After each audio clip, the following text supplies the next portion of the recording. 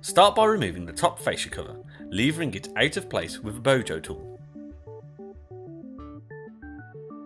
To start removing the middle console, you will have to put the gear stick into drive. Simply pull the stick up and prise away the traction control panel, disconnecting the wiring in the process.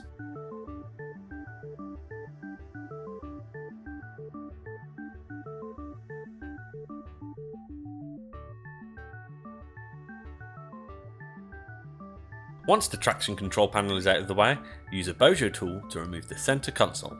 Remember to disconnect the cigarette lighter in the process, or simply put it to one side.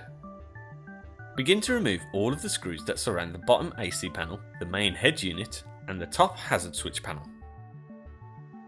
When all the screws have been removed, move both the AC panel and the hazard switch panel aside. This will make the removal of the head unit a lot easier. When free, disconnect all of the wiring. Now take your CTSLR 009.2 and the patch lead and attach them to your new head unit. You will also want to connect the RCAs and any relevant bullet connectors. Grab the most interface and attach the vehicle's fibre optic wiring.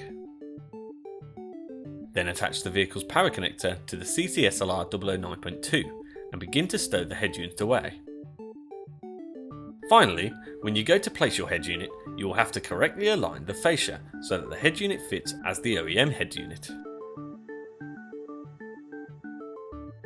Now, when you turn your engine on, your new head unit will work in correlation with your steering wheel controls.